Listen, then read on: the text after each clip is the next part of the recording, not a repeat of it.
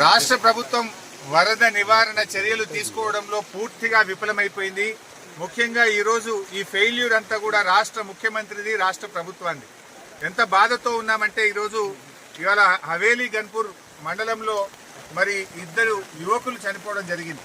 వాళ్ళ పిల్లలు, ముఖ్యంగా ఇద్దరు పిల్లలు గురుకుల పాఠశాలలో చదువుతున్నారు. వర్షాల వల్ల గురుకుల పాఠశాల లీక్ అవుతా ఉంది, మీ పిల్లల్ని తీసుకుపోండి అని ప్రిన్సిపల్ ఫోన్ చేస్తే పిల్లల్ని మెదక్కు పోయి తీసుకొచ్చుకుందామని బయలుదేరి మరి ఆటోలో నడుపుతున్నటువంటి యాదగౌడు, ఆటోలో కూర్చున్న సత్యనారాయణ ఇద్దరు కూడా ఈ వరదలో ఆటో కొట్టుకుపోయి చనిపోవడం జరిగింది.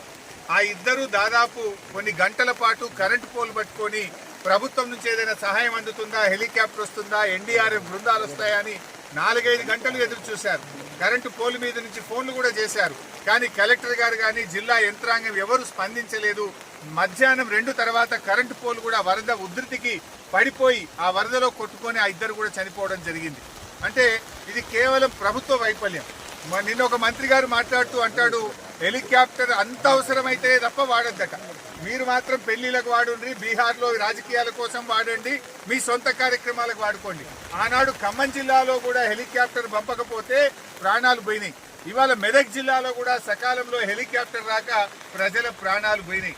అంటే ప్రభుత్వం ముందస్తు చర్యలు తీసుకోలేదు. నిజాం సాగర్ లో ఈ వరద ఉధృతిని చూసి గేట్లెత్తి ముందుగానే నిజాం సాగర్ ను ఖాళీ చేసి ఉంటే బ్యాక్ వాటర్ లో ఇంత నష్టం జరిగి ఉండేది కాదు. అటు ఇంజనీరింగ్ లోపం ఉంది, ప్రభుత్వ వైఫల్యం ఉంది. నిన్న ముఖ్యమంత్రి గారు ఇంత వరదలు వస్తుంటే వీడియో కాన్ఫరెన్స్ పెట్టి అత్యవసరంగా రివ్యూ చేయాల్సిన ముఖ్యమంత్రి ఆయన మూసీ సుందరీకరణ రివ్యూ చేస్తున్నాడు. ఇవాళ పొద్దున్న లేచి ఆటల పోటీల గురించి రివ్యూ చేస్తుంది. ఒక దిక్కు ప్రజల ప్రాణాలు పోతున్నాయి, తాగడానికి నీళ్లు లేవు. హవేలీ గన్పూర్లో నిన్నటి నుంచి కరెంటు లేక 7-8 గ్రామాల ప్రజలు మంచినీళ్లు లేక వర్షపు నీళ్లను ప్లేట్లలో, గ్లాసులలో పట్టుకొని తాగుతున్న పరిస్థితి ఉన్నది. ఇవాళ రేపు అంటు రోగాలు ప్రబలేటువంటి అవకాశం ఉంది. వచ్చే 24 గంటలు ఇంకా పెద్ద ఎత్తున వర్షాలు ఉన్నాయని వాతావరణ శాఖ చెప్తా ఉంది. ప్రజలు ఇబ్బందుల్లో ఉన్నారు. ప్రభుత్వం ఇప్పటికైనా మేల్కొని అత్యవసర చర్యలు చేపట్టి ప్రజలను కాపాడుకోవాలి.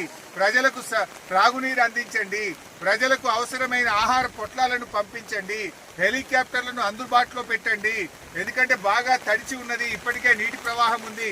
ఇంకా వర్షం ఏమన్నా కొద్దిపాటి వర్షం ఎక్కువ పడ్డా కూడా మరి చెరువులు కానీ తెగేటువంటి ప్రమాదం ఉంటుంది. కనుక అన్ని జాగ్రత్తలు ప్రభుత్వం తీసుకోవాలని చెప్పి కోరుతా ఉన్నాం.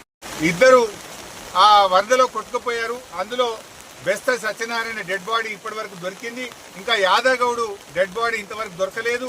ఎన్డీఆర్ఎఫ్ బృందాలను పంపించి వెంటనే యాదగౌడు యొక్క మృతదేహాన్ని మరి వెతికి కుటుంబ సభ్యులకు అందించాలని కూడా ప్రభుత్వానికి కోరుతున్నాం. ఒక్కొక్క రైతుకు ఎకరానికి 25,000 రూపాయల సహాయం అందించాలని కోరుతున్నాం. చనిపోయిన ఆ 2 కుటుంబాలకు కూడా ఒక్కొక్కరికి 25 లక్షల ఆర్థిక సహాయం అందించాలని కోరుతున్నాం. ఇక్కడే పక్కనే దూప్ సింగ్ తండా ప్రజలు తండాను వదిలిపెట్టి గుట్ట మీద ఉన్నారు. రాత్రంతా కూడా గుట్ట మీదనే ఉన్నారు. వాళ్ళకి మంచినీళ్లు లేవు.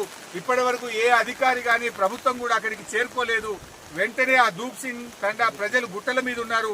వాళ్ళను కూడా కాపాడాలని, వాళ్ళకి భోజనాలు, మంచినీళ్లు అందించాలని చెప్పి ప్రభుత్వాన్ని డిమాండ్ చేస్తున్నారు.